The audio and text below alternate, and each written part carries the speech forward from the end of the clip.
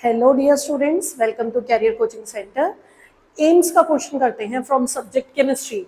बच्चों, आप लोगों को पता है ये बात, आपको ये बात एक्चुअली में पता होनी चाहिए कि ये जो केमिस्ट्री सब्जेक्ट है ये बहुत स्कोरिंग सब्जेक्ट है, नीट वालों के लिए भी, मेंस वालों के लिए भी। क्योंकि आप देखेंगे, आप केमिस्ट्री के चैप्टर्स को जितना स्टडी करेंगे, जितना अच्छे से आपके बोर्ड्स के लिए, उतना आपका नीट और जेईई की भी तैयारी बहुत अच्छी होती चली जाएगी। आप देखेंगे आप सबसे ज्यादा मार्क्स इसी सब्जेक्ट में सिक्योर कर पाएंगे। जैसे देखिए, एम्स में कितना इजी क्वेश्चन आया हुआ है ये, कि आपसे कहा जा रहा है एक कॉम्प्लेक्स कंपाउंड है, उसके डिसोसिएशन कांस्टेंट की वैल्यू गिवन है।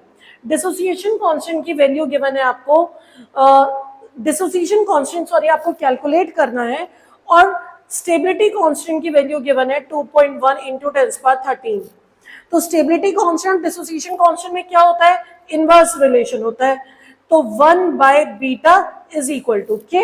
आप 1/बीटा कैलकुलेट करिए, आंसर आ जाएगा आपका के विल बी इक्वल टू, ये आ जाएगा आपका आंसर 4.76 इंटू 10⁻⁻14। ठीक है ना? तो इक्विलिब्रियम कांस्टेंट और बीटा, एक तो हो गया कांस्टेंट, स्टेबिलिटी कांस्टेंट, और एक हो गया ये स्टेबिलिटी कांस्टेंट है तो ये हो गया डिसोसिएशन कांस्टेंट। ठीक है ना? तो दोनों का रिवर्स होगा।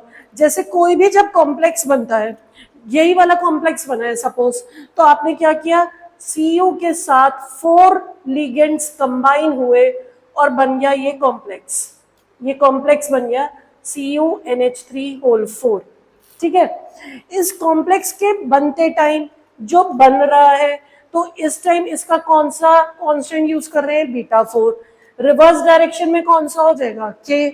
रिवर्स प्रोसेस का आपसे पूछा जा रहा है, तो आप 1/बीटा कर दो, बस सिंपल। ठीक है?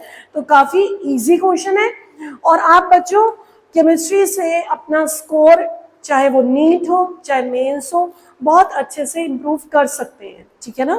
तो आपको इन चैप्टर्स को काफी, ये बहुत स्कोरिंग चैप्टर है, कोऑर्डिनेशन कंपाउंड बहुत ही स्कोरिंग चैप्टर है। तो आप इस चैप्टर को बहुत अच्छे से प्रिपेयर करिए। और ये जो मैं आपके लिए बहुत शॉर्ट वीडियोस प्रिपेयर कर रही हूँ, ये आपको बहुत हेल्प करेंगे उन बच्चों को, खास तौर पे जो अब फर्स्ट अटेम्प्ट अपना जेईई मेंस का देने जा रहे हैं, या जो बच्चे नीट की प्रिपरेशन कर रहे हैं, या 12th के बाद भी कर रहे हैं प्रिपरेशन। ठीक है ना? क्योंकि बच्चों, जब आप चैप्टर्स को बार बार रिवाइज करना चाहते हैं, तो रिविजन के लिए ये शॉर्टकट मेथड्स बहुत बढ़िया रहेंगे। आप क्विकली क्वेश्चंस को रिवाइज करते जाएंगे और कंसेप्ट्स भी साथ के साथ क्लियर होते जाएंगे। तो जो बच्चे 12th में हैं, वो 11th वाले टॉपिक्स को भी ध्यान से पढ़ें और उनके क्वेश्चन सॉल्व करते जाएं।